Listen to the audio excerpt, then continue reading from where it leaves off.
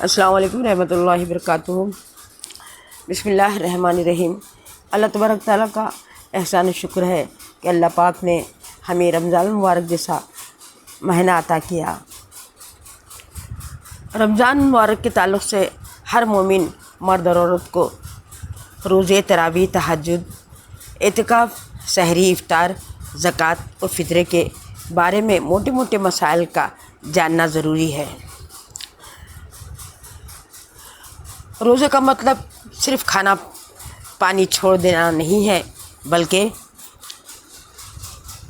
تمام اعضاء کو اللہ کے حکم کے مطابق حرام، فحش اور بری باتوں سے بچانا ہے، اور اپنے دل کو نفرت، کینہ، کدورت کے زہر سے پاک کر کے اس میں ایمان کو چمکانا ہے۔ تب کہیں جا کر ہم اپنے رب کے آگے قابل قبول بن سکتے ہیں۔ حدیث کا مفہوم ہے کہ جس نے روزہ بغیر کسی شرعی عذر کے توڑ دیا، چاہے عمر بھر روزہ رکھے، رمضان کے روزے کی فضیلت نہیں مل سکتی۔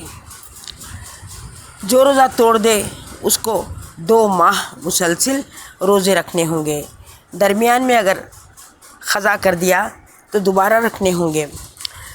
طویل بیماری کی وجہ سے شرعی عذر کے تحت روزہ چھوڑ دے تو فدیہ ادا کریں۔ ایک مسکین کو 2 وقت پیٹ بھر کر کھانا کھلانا یا اس کھانے کی رقم کو ادا کرنا۔ اگر کوئی بندہ سفر میں ہو یا طبیعت خراب ہونے کی وجہ سے روزہ نہیں رکھ پا رہا تو وہ بعد رمضان کے قضا روزہ رکھ لے۔ مستورات بھی اپنے ایام کے دنوں کو گن کر بعد رمضان یا آئندہ رمضان کے آنے سے پہلے مکمل کر لیں۔ اگر کسی خاتون کو روزے کی حالت میں حیض آ گیا تو روزہ ٹوٹ گیا۔ ہاں، اگر وہ افطار نہ کرے اور روزہ یوں ہی جاری رکھے تو روزہ کا اجر نفل روزے کے برابر ملے گا اور اس کو فرض روزے کی قضا بعد رمضان کے رکھنی ہوگی۔ اگر کسی نے روزے کی حالت میں صحبت کر لی تو اس کو بھی 60 روزے رکھنے ہوں گے یا 60 مسکینوں کو کھانا کھلانا ہوگا۔ اور اگر کسی نے روزے میں بھول کر کچھ کھا پی لیا، حتیٰ کہ کھانے سے اس کا پیٹ بھر گیا، پھر اس کو یاد آ گیا کہ وہ تو روزے سے ہے، تو روزہ نہیں ٹوٹا، کیونکہ یہ بھول کی وجہ سے ہوا، اس کا روزہ ہو جائے گا۔ سحری کا بہترین وقت رات کا آخری پہر ہے۔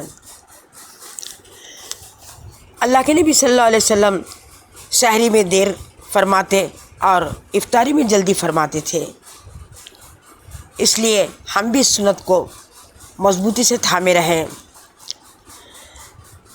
اگر سحری کو آنکھ نہ کھلے تو کوئی بات نہیں، بغیر کھائے پیے بھی روزہ ہو جاتا ہے۔ روزہ فرض ہے، اس کو جاری رکھیں۔ روزے کی حالت میں بار بار کلی کر سکتے ہیں، حلق گیلا نہ کریں، پیاس کی شدت کم ہوگی اور حرارت کی حدت میں کمی واقع ہوگی۔ کان آنکھ میں ڈراپ ڈال سکتے ہیں۔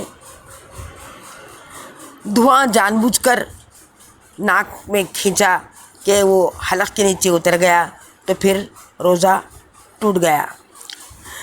روزے کی حالت میں فلمیں، ڈرامہ اور گندی فحش تصاویر، ٹک ٹاک وغیرہ دیکھنے سے روزہ تو نہیں ٹوٹتا، لیکن اس کی فضیلت اور نورانیت ختم ہو جاتی ہے۔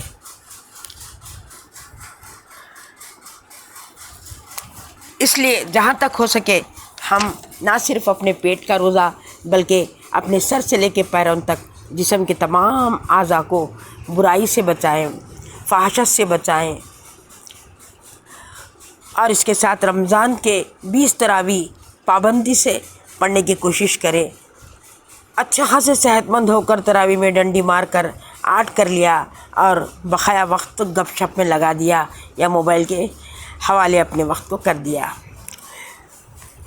تراویح کے ایک سجدے کے بدلے اللہ تبارک تعالیٰ 1500 نیکیاں عطا کریں گے، اس لیے اس ماہ زیادہ سے زیادہ نیکیاں کمائیں۔ کیونکہ اس ماہ نفل نماز کا اجر فرض کے برابر ملے گا اور ایک ایک نیکی کے بدلے اللہ 70 نیکیاں عطا کریں گے۔